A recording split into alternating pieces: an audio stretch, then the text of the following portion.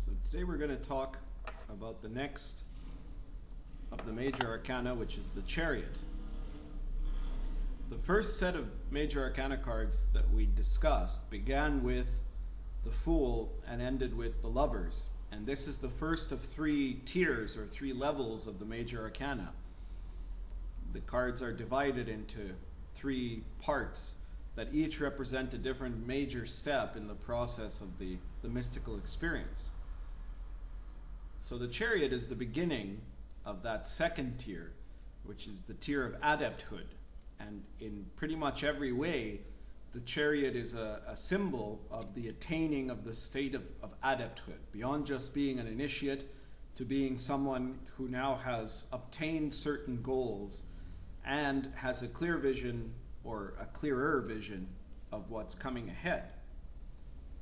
So if you see on the deck that I'm using here, the Chariot is presented in a very little chariot there, which is the perfect cube. The perfect cube is a symbol for that obtaining of a more perfect state. And that's what he's riding on. And if you look, he's on a cliffside there, which is the same cliffside that the Fool jumped off of.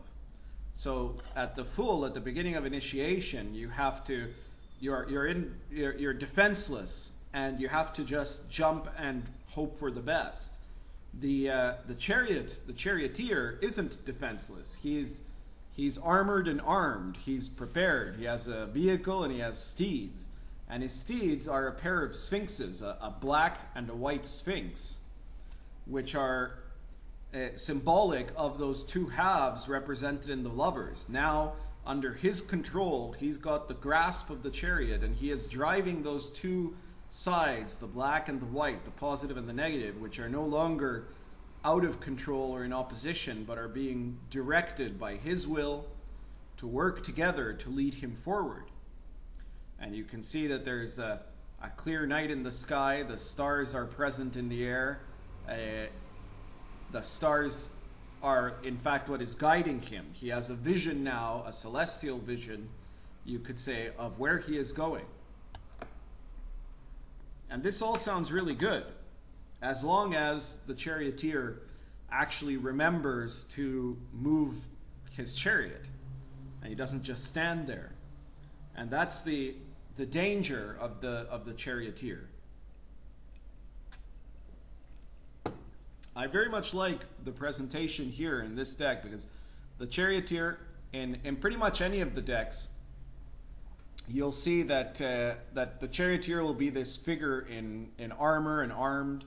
And here, though, he also has a laurel wreath, which is it makes him appear to be like Caesar, like one of the old Roman emperors.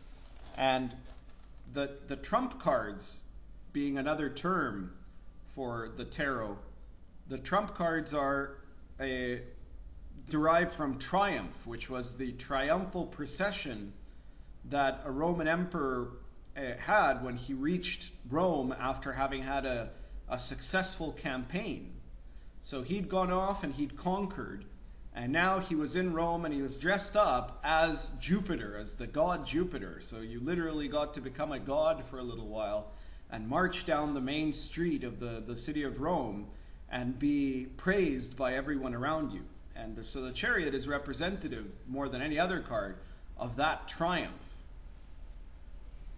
But there's another aspect to the Roman triumph, which is that the Roman emperor on his chariot always had someone standing beside him, behind him, who would hold up his wreath and would whisper into his ear, "Remember that you are mortal." There's a danger with the chariot of a person getting stuck in their adepthood, of getting convinced by their own sense of spiritual greatness that they don't have to do anything else besides be spiritually great. So one of the biggest dangers that can happen is when you end up being in a position where you feel like you've obtained a little bit, and suddenly you're very tempted to stay there and literally rest on your laurels. I had to restart here to adjust for the light.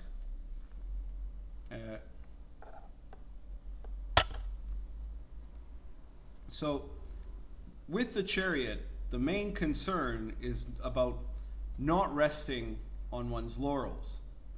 What you want is to be remembering that you need to push that chariot forward now, that what you've done now is the first stage and not the whole of the journey. So there's this question of moving versus getting stuck. The chariot presents an impressive figure, but not if it doesn't actually go anywhere. And this is the greater egoism that you face in the second phase, which is the spiritual egoism. The egoism of thinking that because you're a good meditator, or because you've learned a lot about Kabbalah, or because you've studied a lot with a great teacher, or been to a great deal of teachers, then suddenly this means that you've obtained something. And even worse, if you've had an experience of the holy guardian angel, you could call it, of the higher self, a moment of satori, and then you cling to your remembrance of that moment and get attached to the pride of that attainment rather than to keep going. The key message of this card is the message that the Buddha gave at the end of each one of his satsangs to his students. He would say Chariot, which means keep going, keep going. Don't stop and rest on your laurels. There's an ultimate result also of the chariot, which is that the chariot is a vehicle. It's trappings. You've got the armor, you've got the chariot with its wheels, you have the horses, and all of this is meant to move you somewhere. So if you don't go anywhere, then the chariot has no purpose. Spirituality doesn't serve at all if you're not actually using it to change yourself. And once you've changed yourself, you have to let go of the vehicle.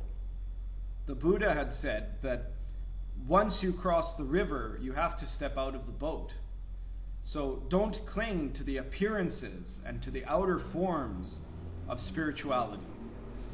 Instead, what you have to do is practice a sincere spirituality.